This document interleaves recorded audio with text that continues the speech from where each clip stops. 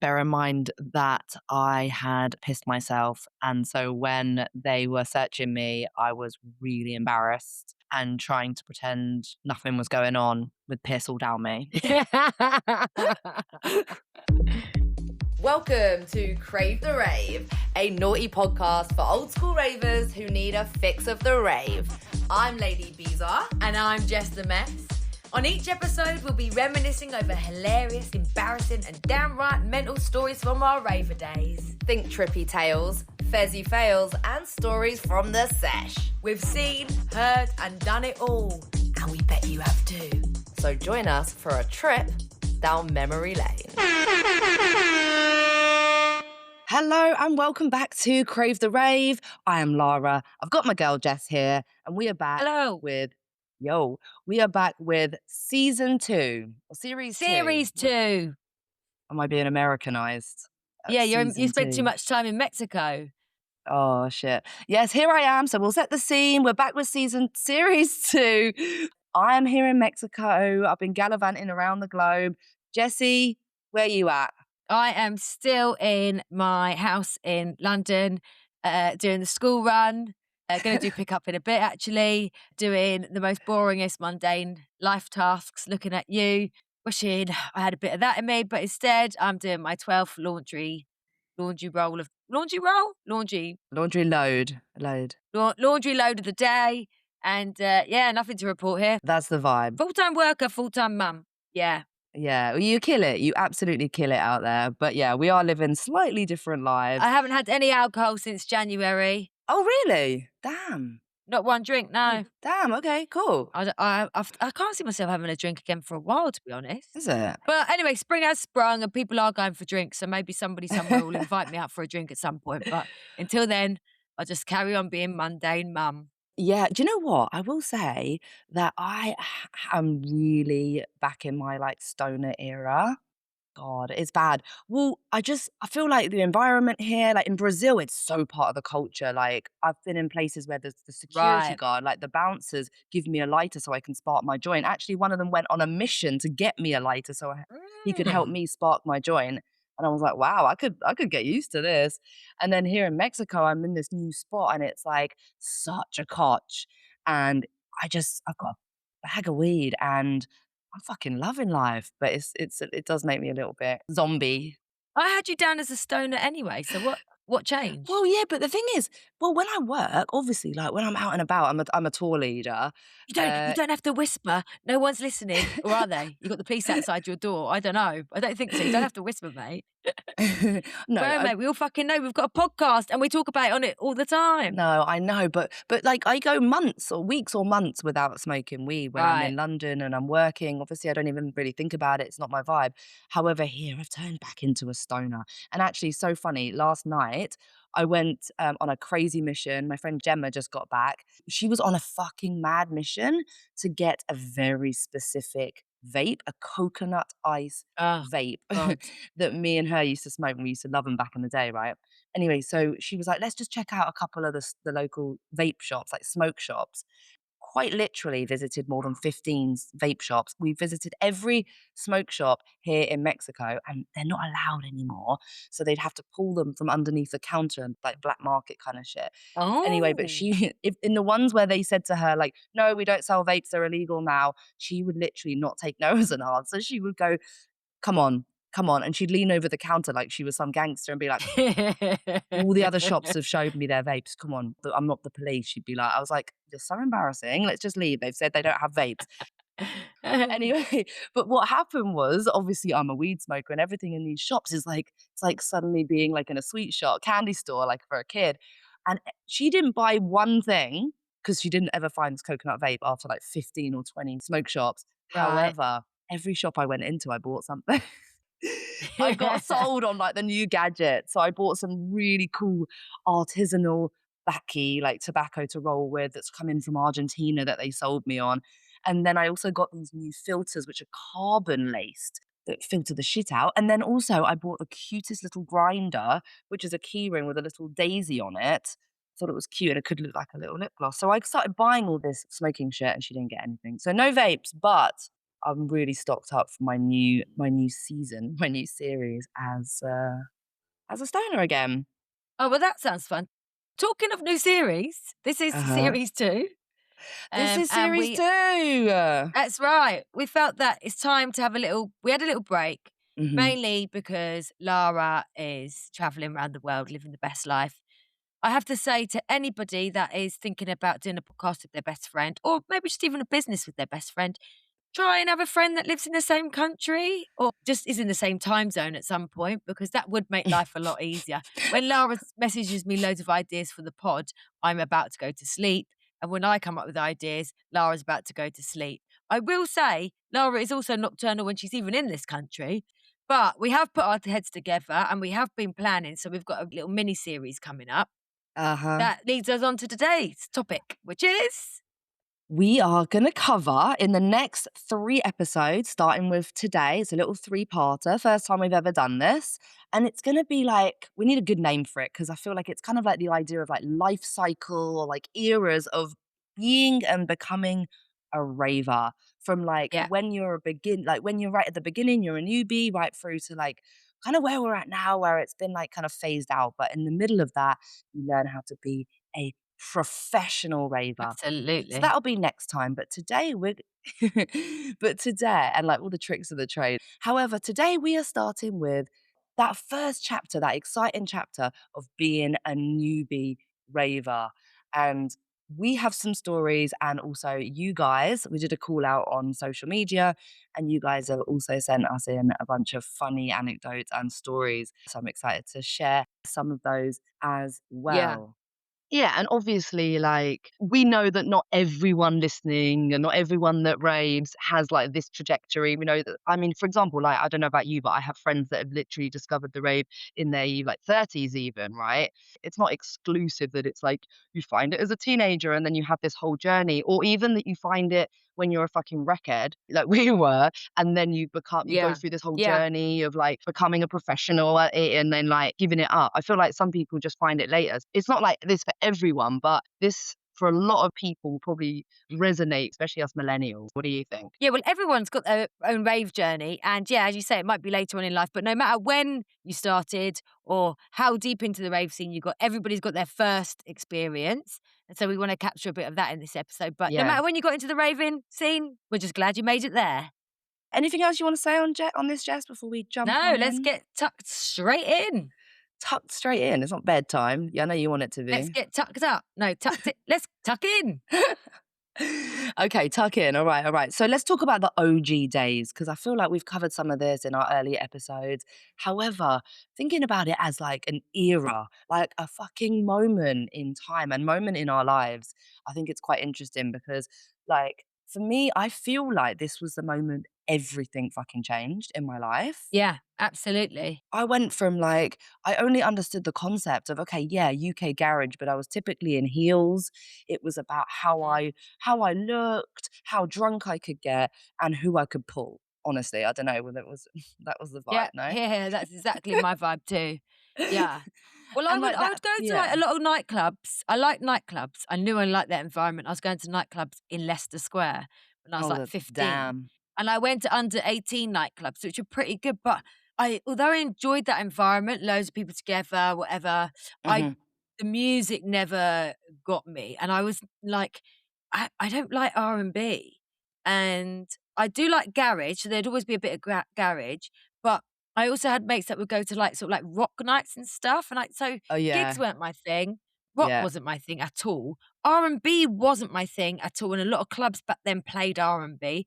Garage was my thing, and you would get that in the under 18 nightclub, so I enjoyed that. Hmm. But I wanted more. Like I always wanted more. My brain was always tuned into it, and I think from a very young age, if I ever watched something on TV that had like nightclubs in, I was always like fascinated with it. I Yeah, yeah, had yeah, a pull towards it, no matter what. And I remember when I was at school, we watched a documentary on people that did drugs. And yeah. I remember being absolutely fascinated, like, wow at this. Whereas people around me weren't.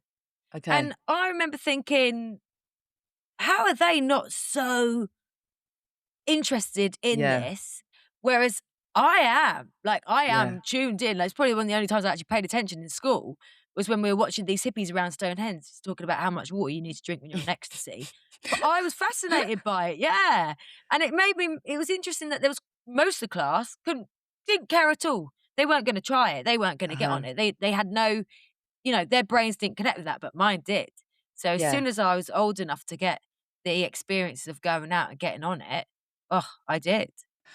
I'm curious, like, do you feel like there's something that, like, separates the people that get it and the people that don't, just in the way that they were? Like, was there Yeah. something different I think about it's almost them? like a chemical in your brain. I think it's the way that your brain is wired.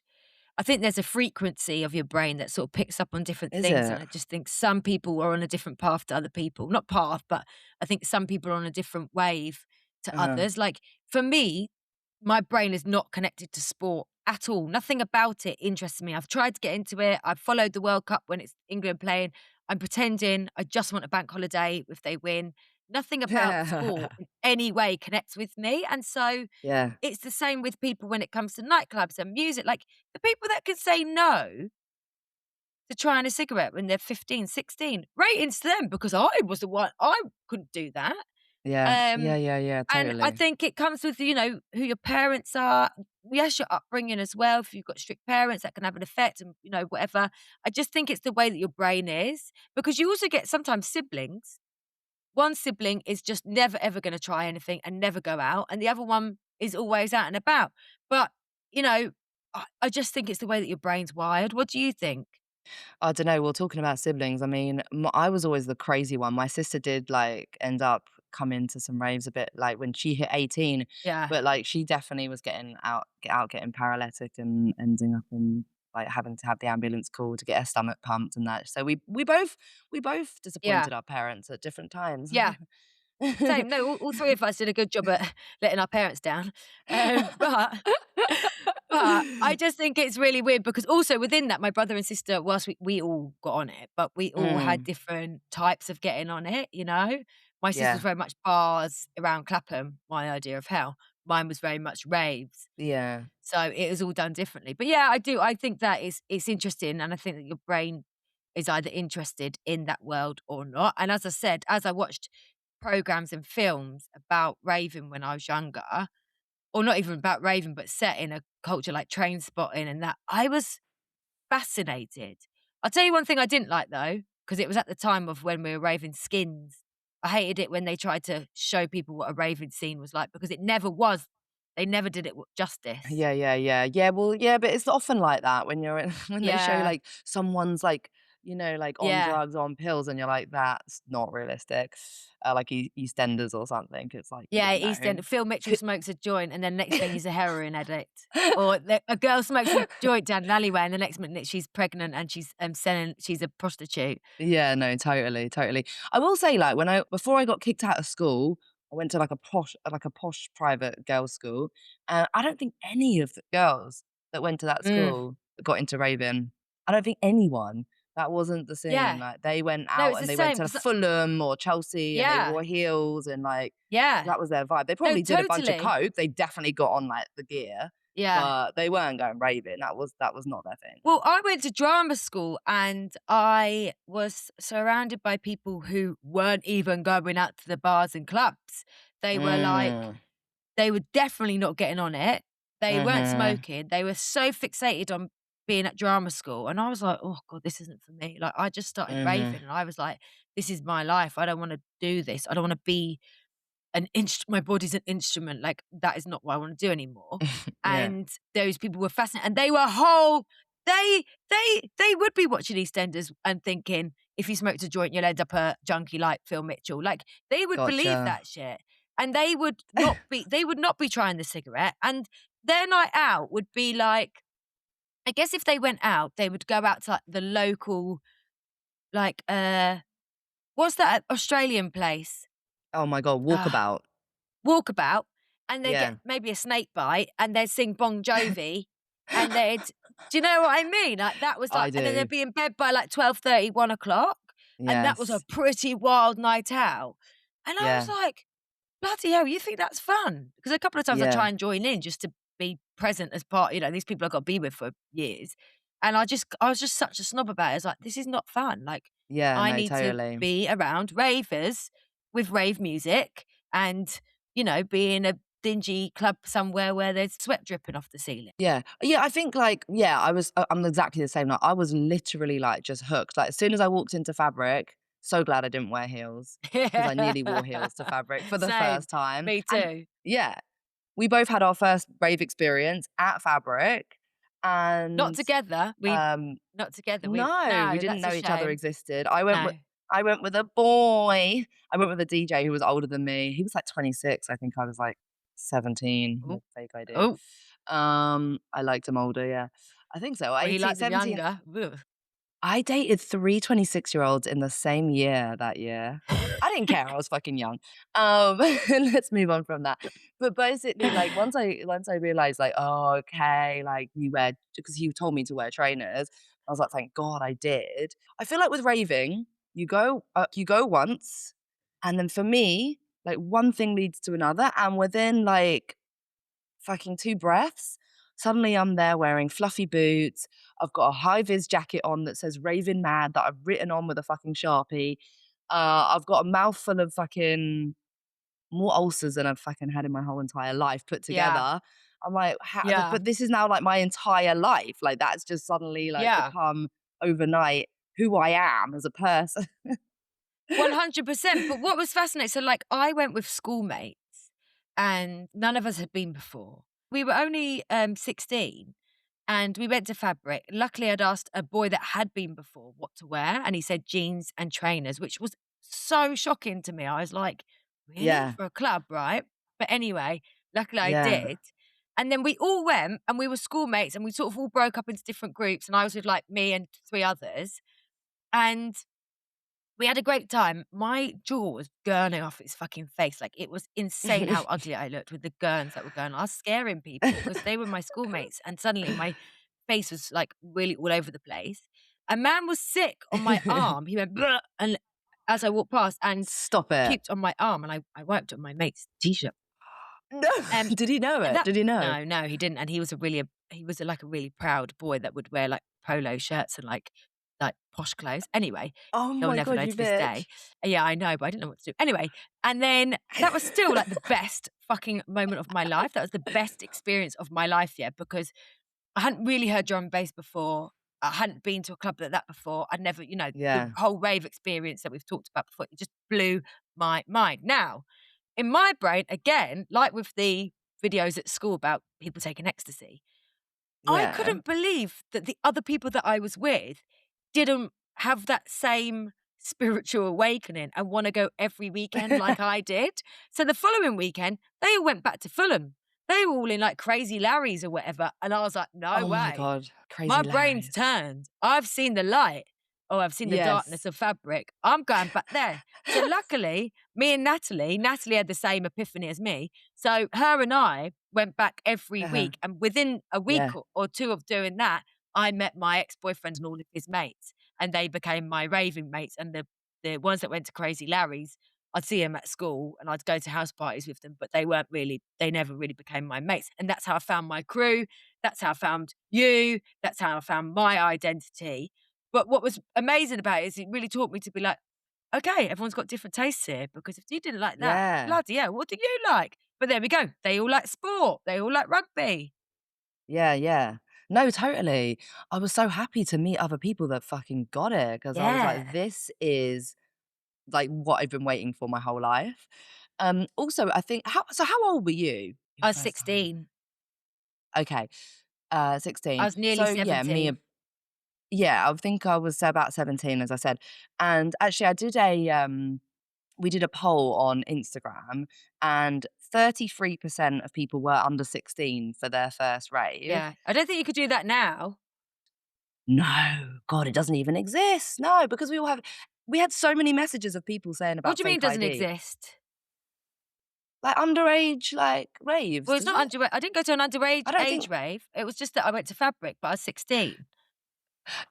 Yeah, but what I'm saying is you couldn't do a fake. Sorry, when I say you can't, doesn't exist. Underage ones don't really exist anymore. I don't think. And I don't think there's the market for it, to be honest. Everyone's glued to their phones. And the second thing is that what I'm saying, like, it doesn't exist. It's like you couldn't do Yeah. it, like, because Well, they they tightened have up. like You've got to fucking have scanners scanned. now. Everything's Before you could, scanned now, isn't it? yeah, like before you could put Tipex on your ID and shit, which is what That I being said, did. I had my older sister of 3 years ID who looked exactly like me. That would get me into anywhere. That's lucky. You know what we're doing with it now? We're sharing a Merlin pass for Alton Towers and Chessington. So we're Stop still it. sharing passes even years later, but now we're going to Thorpe Park. Oh my God, that is so fucking funny. No, so basically, so talking about the age thing, so like, we actually had like quite a few messages in from people talking about fake ID because that was the thing. Like, a lot of Yeah, people's first experience was on a fake ID. So 39% of people, their first rave was 16 to 18. So right. that was like the biggest percentage of people. So that makes sense to me, but still, you weren't meant to be, Yeah. 18's the fucking age limit. So we had one message actually from Andy the van man, who's actually like, love you, Andy, because like he's actually been messaging us like, where are you girls? Like, miss you. And we had a couple months off, so we're happy to Oh, be love back. you, Andy. Missed you, Andy, Andy. Andy the van, missed you. Anyway, he's messaged us and he said he went to Evolution at the Sanctuary in Yeah. May 1997, and he said it was an Wow. over 14s rave. An over 14s rave, right? You can imagine like what was going down at that. But he said all of his mates were 14. He was the only one that was 13. And Right. he said that he got his mum to forge his passport to say that he was 14. It was a printout done on a photocopier, right, and stuck on, like print stick on. He said, good old mum. Oh, I love that. I know. He says, Yeah. little did she know that me and my mates were all boshing crams at the rave. Never been the same since. So love that. Yeah, but this is the thing. The fake ID thing was so real. Like, I honestly, because I'm 88, just was such a touch. Like, just used to put Tipex on the little parts of the 8 to turn it into a 3. So suddenly I gained 5 Ah, years. Yeah, but I mean, the brilliant. passport thing, like, actually worked for a hot second, like, until it didn't. Because, yeah, I got it taken off me when I tried to go into Escapade in Sutton on New Year's Eve, and they took it off me and gave it to the police station. I had to go and collect it the next day from Oh, the police station, and I was so scared that I was gonna get done for, like, fraud or whatever, but they just gave me a slap on the wrist. So yeah, that was devastating because obviously it's now 10 p.m. and I've got to go oh home on my my own, God. back to my parents and be like, Wow. not going out." But Yeah, it I was know. mad how easy it was to get the fake ID. Literally, you put Yeah. your passport photo and a tenner in an envelope and send it off. And then a week later, you get the ID that you've chosen online and you get it back. Like, that's mad. No, 100%. I paid £10. I remember £10. specifically getting my £10, like, pocket money or whatever and spending it on And that. it worked. Yeah, no, it 100% worked. Oh my God. Wait, I actually don't think I've told this story on this podcast yet. Okay, I have quite an embarrassing story. Oh, no. Basically, I was in an era in my kind of early mid-teens where I was quite into the five-finger discounts, went through that phase, Yeah. if you know what I mean. And I was in Tooting in Primark, no less. That's why it's partly quite embarrassing because everything's about £1 at this point anyway, and I'm in there fucking filling my bag full of like £1 fluffy socks and all sorts. And I got way too complacent, thought I could just walk out of there having filled my bag. Anyway, I'm walking out and suddenly the security, they go to grab me. And so what do I think the best thing to do is? Of course I try and run. No. Oh, my So I God. run and I jump over a car bonnet Oh, because I my suddenly am God. like in go mode, like some rabbit being chased by a fox. I was like, What, rah! Grand Theft Auto mode? That's just fucking crazy when I think about it. I Yeah. run over this fucking car bonnet. I dash the bag in the corner of like some shop thinking that that's going to be fine. I just dash the shit and I'm getting chased. As I jumped over this car, I pissed myself like quite Oh, my significantly. God. Like, I'm not talking about a little bit. From I'm talking fear, about, adrenaline. yeah, both. Like literally pissed myself like fully, Wow. like all down my legs. Oh my I God. know. Can you remember I what know. trousers you were wearing? Yes, of course. Good question. I was wearing denim pedal pushers from Miss Of Selfridge. course. They Yeah. were like the stretchy material. It made my arse look really good, chavvy as hell. Oh, yeah, they were my fave. So I get chased. I piss myself. He grabs me. He catches me, funnily enough. He drags me back to the shop. Anyway, long story short, I'm like, please let me go, begging them to let me go. No, they call my dad out, who brings my autistic brother to the shop. This is where they're arseholes. He brings them out just to tell my dad, actually, we're going to take her to the police station anyway. So he didn't have to come in the first Oof. place. But anyway, yeah, so fucking annoying. They put me in the back of the fucking car. And I remember I'm in the car and I suddenly start hearing a report that they have arrested someone. I'm not going to say his full name, but Sam someone. And I'm like, no fucking way. I was like, I know him. So I start telling the police, I was like, I know him. Did they just say Sam bloody blah? And he was like, you know him? And I was like, yeah, that's my friend, I think. And they were like, he's just been arrested for breaking and entering. And I was like, this is going to be interesting. And I was like, oh shit, I should not have said that. What am I associating myself with? Get into the fucking They must have station. thought you were a proper like wrong un, a proper naughty kid. Yeah, because I was and I wasn't, like it was kind of like small time Yeah. innocent. I was never doing anything serious. Okay, a No. little bit of arson, a little bit of shoplifting, the normal. Compared to No, but like I the mean, like, bad kids of the neighborhood, you weren't yeah, a bad kid, but you were doing naughty things. no. And when I say arson, I mean, like, I don't know, I feel like we set light to a bin once in a park, which was not great, but also not killing anyone. Yeah. Anyway, so when I arrive at the police station, I see my mate there. We're both getting searched at the same time, which is kind of jokes.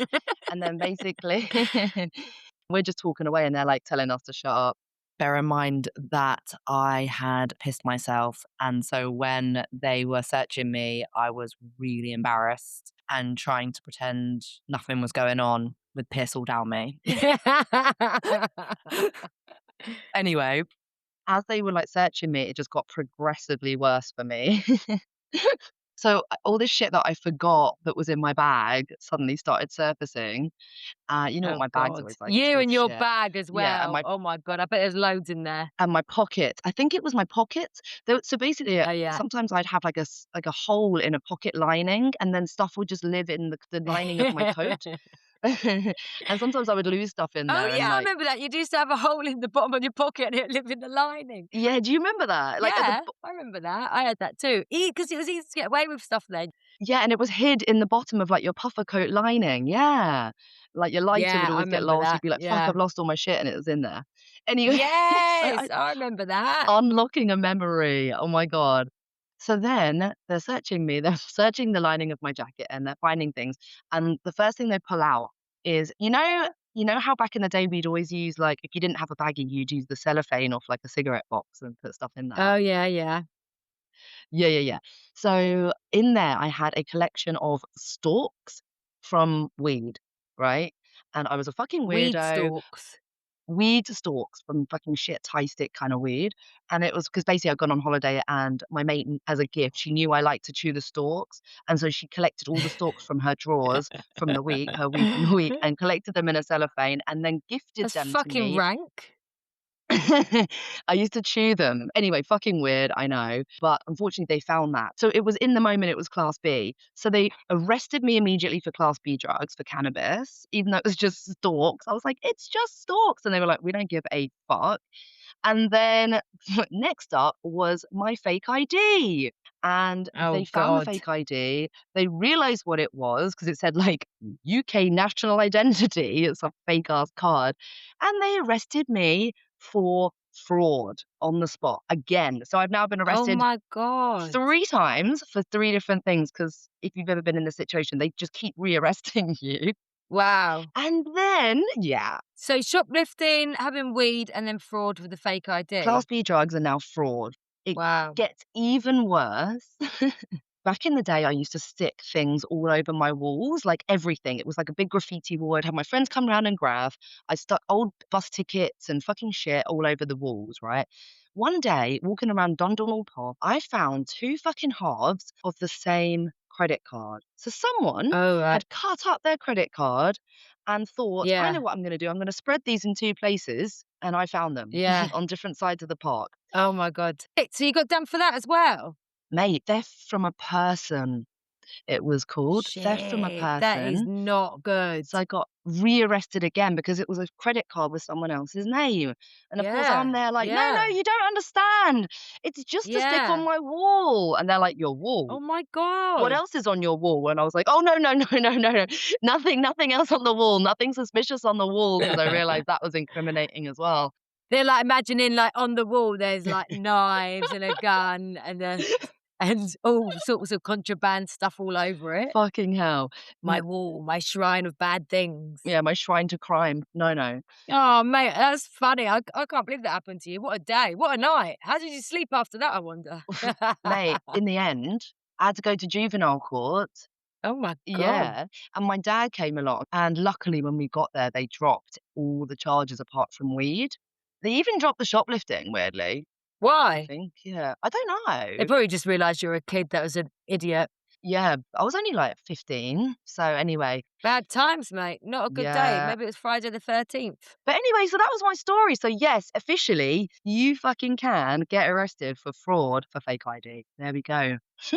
Also, actually, we had another message from another girl called, she calls herself G, and she said another thing about a fake ID, actually. Where is it? She said, "Hey, ladies, love the podcast. Any South London people born in the 80s will remember a place called Colosseum in Oh Vauxhall. yeah. I actually don't. Like, I remember maybe hearing about it, but it was just before our time. But I'm sure people listening will. Yeah, I've heard of it. We didn't go. Yeah.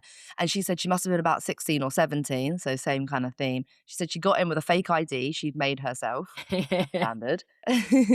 She said it was a garage night, proper old school energy. I was there with a group, and I remember she says I remember taking my first pill, or at least the first one that actually like properly hit. And all I can remember is ending up sat on one of the massive speakers, just feeling the bass through my whole body, eyes rolling back, absolutely gone. And she said people kept coming up to her all night, being like, "Are you okay?" And she was like, "I'm amazing," just like sat on the speaker, probably like vibrating her vagina. I remember that feeling. Yeah. Yeah, no, I love that. And so yeah, she said that she was there till 6 a.m., just like didn't leave the speaker. But I totally Well, get there that. must be loads of people like us who have the same, like loads of people have the same experience as us, where like they weren't really sure where they were with what they were doing, who they're hanging around with, what was their vibe, and then they go into something. It doesn't even need to be a rave, but they go into something and they find their people. Totally. I know that Ashley was really into like metal music. And then he went Mm. to a jungle rave, and that was his first rave. And like it was down in Brighton. It was a shabby old venue, but that changed his Mhm. life because he then dropped the metal music, which he liked but wasn't quite right for him, and went straight into jungle and then drum and bass. And now he's a proper techno head, as we know. But like, it's mad that people would find their thing that they love, Yeah, and we've spoken about it loads before, but it is life changing. And I love the totally. thought of people not just about raving, but people experiencing something that blows their mind, and then that becomes their identity. Well, I think also like with an Ashley, if anyone's just landed here, Ashley is Jess's man, her hubby, and yeah, I feel like it makes sense though to be like, if like with metal, I feel like it's like that rebellious thing, right? It's kind of got that like anarchy Yeah. vibe, and so like yeah, it might be it wasn't his like Attitude, yeah like attitude, Aggie kind of just like rah like which is what expression. drum and bass does as well. Yeah, totally. It's got that yeah exactly that fucking energy. But I always think like also like, I remember telling my did you tell your parents, like, I've just been to like, did you tell your parents that you went to a rave and, like, about the experience? What did they think? No, I don't think so. No. I can't remember. No, did you? I think I did, and my parents are always like, "Oh, that sounds lovely, Lara." Like, obviously, I missed out some key details about my experience, but I remember my mum always like, she still says to me now, "Oh," when I mention about I went to a drum and bass thing, she gets really excited, and she goes, "Oh, was it Andy C?" She's like the one name that she remembers, Andy C from back in the day. But she also calls them DJs. So she doesn't say DJ. Yeah. She goes, were there any good DJs? I'm like, oh my God. So it's cute. It's No, cute. I didn't tell my parents, but I was literally that person that would go to the Sunday lunches and then be like, I'm going to bed and sleep in my auntie's house, my uncle's house, wherever I was. Yeah. I would miss like the Sunday because I hadn't been to bed No, and I'd need to totally. sleep all day. You know, that feeling of sitting around the dinner table and being Oh. adults being like, "How was your weekend? What have you been doing?" And be like, "Yeah, I went out on Friday night. I'm still suffering now. A bit Yeah, hungover." hangover. Yeah, Yeah, I'm the old hungover. Like, I hangover one. remember my 18th birthday party, and I hadn't been to bed, and it was Sunday, and all my family were out for a meal for my birthday, and I literally couldn't even, like, eat anything because my mouth Yeah, was in shreds and my stomach was in yeah, bits. And then just being like, "Ah," trying to pretend that I was okay, but that was, like, peak raving days, when I was 18 of being out all weekend, every weekend, and so being around all my family and extended family and having all the attention on me was horrendous. yeah, Um, no, but totally. that just came with being a Dread. raver, really, innit? That's what we did. That everyone that's a raver knows that feeling of sitting around a Sunday lunch table Pure, feeling, pure yeah, dread. pure dread. Yeah, having an hour's sleep maybe and then having to get up and pretend you're okay. Fuck, yeah. Well, talking about parents actually, so like we had another listener message in, a girl called Alice. What's up, Alice? Thanks for listening. Thanks for your message. She says, "Hi girls. So I started raving when I was 15." And she says, "frequenting such fine establishments as Labyrinth in Dalston and the Sanctuary in Milton Keynes." So this is another person that went to the Sanctuary. Yeah, She says, "My yeah. poor dad had to drive me to the" oh, and she said this was 1997 as well, I asked her. So similar time. Wow. Maybe Alice and Andy, the van man, know each other. We should hook them up. Ah! They were probably in the same events. I love that. So she said, "My poor dad had to drive me to these spots and sometimes pick me up if I wasn't able to pull an all-nighter due to typical teenager commitments the next day," which is exactly kind of what we're talking about. On one such occasion, I was late to meet him. Rat Pack were playing some bangers, and what followed was one of the most humiliating experiences of my life. So, right in the middle of a famous track, the Rat Pack MC Oh, asked no. to Oh, no. hold the mu hold the music down, please. I'm gonna try and do an impression. "I've never had to do this in my life before, No, but no. Alice Pot, your dad is waiting outside." No! Oh my god. Oh, Yeah, yes. Oh my, that is so funny. Oh innit? my god. Had to s had to stop the whole That rave is brilliant. for that, and she said, "Yeah, despite this humiliation, I've never felt more of a sense of community, friendship, and joy than in those early raving years." Ah, oh, I love that. Yeah. Oh, that's so good. That's like when my dad had to pick us up, Lara, from that festival Oh because my my car blew god. up on the way and no one wanted to sit in the front because we were all off our nut. And my ex-boyfriend, my dad was like, "Come on, big guy, get in the front." And he had to sit in the front. I remember Yeah. thinking, "Oh, thank God Oh I'm not my sitting at the front." I god. wonder now if my dad actually knew that I was off my nut and didn't want me to sit in the front. Oh, it was very I remember you, me, and direct. your ex sitting in the back being like, my dad's picking us up from a festival." I mean, bless my dad, but at the So same sweet. time, not the sort, like, suddenly to be like, "Whoa, I'm in a car with my dad driving." That's funny. At least he didn't come into the festival and say, "Hey, please can you Oh stop my the god. music?" Oh my god, imagine. Also, your dad was a copper at the time, so it was, like, double inappropriate. Not a place for a copper to turn up. Yeah, totally. But yeah, so Alice, she said, "Many a best friend was made in the toilet queue, many a dance on stage was had, and many a video and tape set was reviewed to Ah, see if we could see or hear ourselves shouting over Mickey Finn or the vibes and lively show Glory Days." So there we go, another OG raver. love that. Thanks, Alice. Thanks for giving us that message. That's so cool. Thanks, Alice. Thanks, Andy. Thanks, G. Awesome, awesome. Thanks, everybody. Keep your messages coming in hot. We love them. Right, Lara. So, as part of the new series, we're going to each week give you a bit of raving news, keep us in the current, raving universe. And we're going to talk about something that's currently going All on. right. So, I've chosen something which is actually quite on point for this episode. Mm. So, a February 2026 study by MasterCard revealed that 20% of young people in the UK, that's aged 14 to 21, All right. have never experienced a live music event. Ooh. The statistics highlights a significant access gap for the youth engaging with live music. Okay. Like, what does it say? And like, why do you think that is? Well, I don't actually really know, to be honest with you. That's what I mean. Like, for me, I just had to go out when I was younger. I had a calling to go clubbing. I don't know because my daughter's too young for me to understand, but I did have a 18-year-old living with us up until recently, and she Mm. had never been to a nightclub, didn't want to go to a nightclub, had barely even been had a drink in a bar. And there's all this stuff around Gen Z and all this not wanting to drink and be on their phones Mhm. and stuff. But I don't know, is it maybe looked down upon? If you're into sport, is that looked as a good thing? Whereas if you're into raving, it's seen as a bad thing. Do Mm. people see you as a druggie if you go to a rave? Mhm. This study is talking about all live events. So I'm Mhm. guessing that's like gigs and stuff as well. And they're super expensive. So people Mhm. probably just don't want to go in there. But I'm wondering if maybe it's like the connotations around clubbing and raving are seen as quite a dirty, naughty thing to do. And if Yeah. you're a Gen Z, where they say that Gen Z are all about how you look and your image, and apparently so, perhaps Mhm. that's why. But I don't know, because for me, there was no stopping me. What do you Yeah, no, think? totally.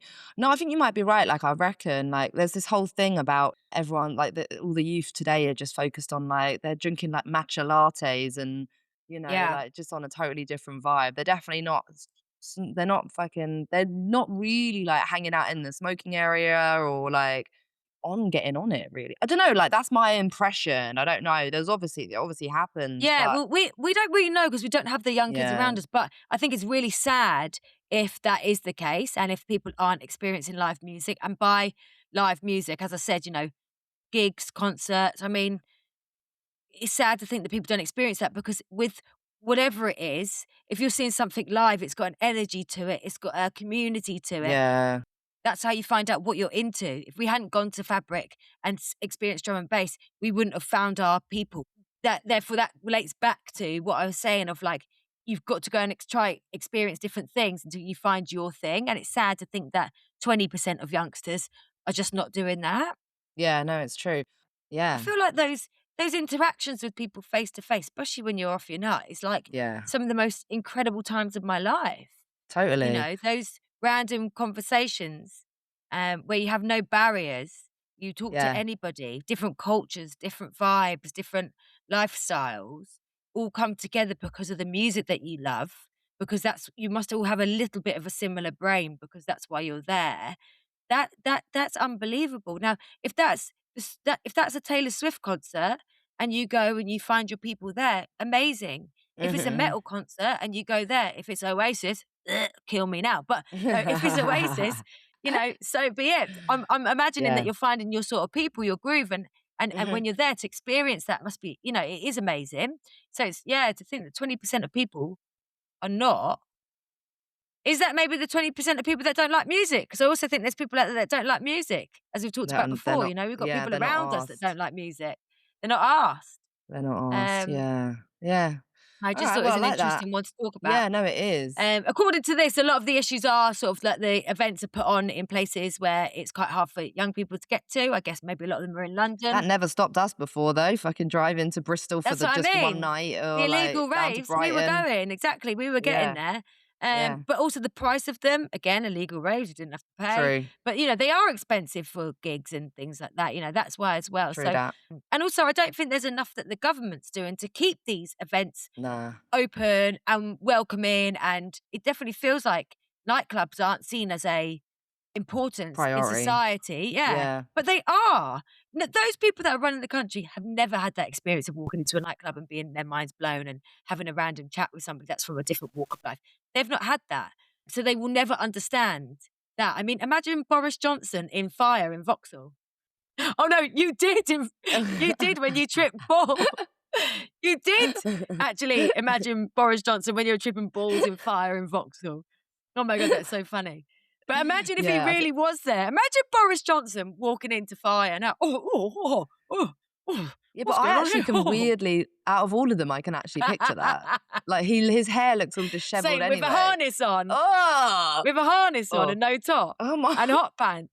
Oh, what the hell is wrong with you? You've thought about that before. No, I think they gave him Little Britain's in my head. That's why. Matt Oh, Lucas. right. He's merged into BJ. He merged into Boris Johnson. Yeah. All right. I love that. All right. Thanks for bringing in some raving news. It was great. That's all right. Yeah, great to be back together and recording this episode. Anything else you wanted to add before we wrap it up today, Jess? No, but I do want to say, guys, we are back. We are going to try and get out some more regular episodes. Thank you, all of you that have followed us and continue to follow us. All I can say is, please, can you like everything that we do on social media, because it gets us more followings. And please, can you pass this on to your friends and other ravers? And if you want to contribute in any way, this is an open space for all of us. Like, it's not just me and Lara Yeah. talking shit. We want you guys to be included as well. And, you know, I can imagine there's people listening to this thinking, oh my God, this reminds me of back in the day. Well, tell us, share with us. The more interaction we Yeah. have from you guys, the more it spurs us on and wakes Lara out of bed at 7 a.m. in Mexico so that we can record. So, yeah, please do keep chatting to us. Please do keep listening. We absolutely love you guys. The response that we've had from the very beginning to now is incredible. We just want to keep including you. So thank you so much. Yeah. Actually, I wanted to do a couple shout outs actually to the people. Is that cool? Can I quickly do a shout out to some of the people Yeah. that have been like super engaged with us? Because I actually just want to like give a special thanks to these people before we like wrap up for today. So Andy the Van Man, we've already mentioned you. Andrew, which is probably lost. You know who you are. You're a G. You are always sharing funny things with us. Sam Collins, you're always messaging us and engaging. Love you. Emma Chamberlain, you're an awesome fan of the podcast. Thanks for spurring us on to get back in the flow. Thank And you. then Russ the dog, UG, you've also been like someone for the last 2 years who's been commenting and engaging with our shit. Yeva also, Sarah K, Gemma, so many people. But I just wanted to shout out some people there who have been like with us from the very beginning. We see you, we appreciate you. And yeah, please keep listening and yeah, keep sharing with your mates. We love it. Okay, and awesome. All right, well, that's it for today. Next episode, we are going to be talking about what we consider the next era, which is that era where you start to finesse the art of raving. So we're going to be gathering stories from you guys about your kind of prime and peak era as a raver. All right, we look forward to seeing you then. See you then. See ya. Bye, Bye. Jess. Bye.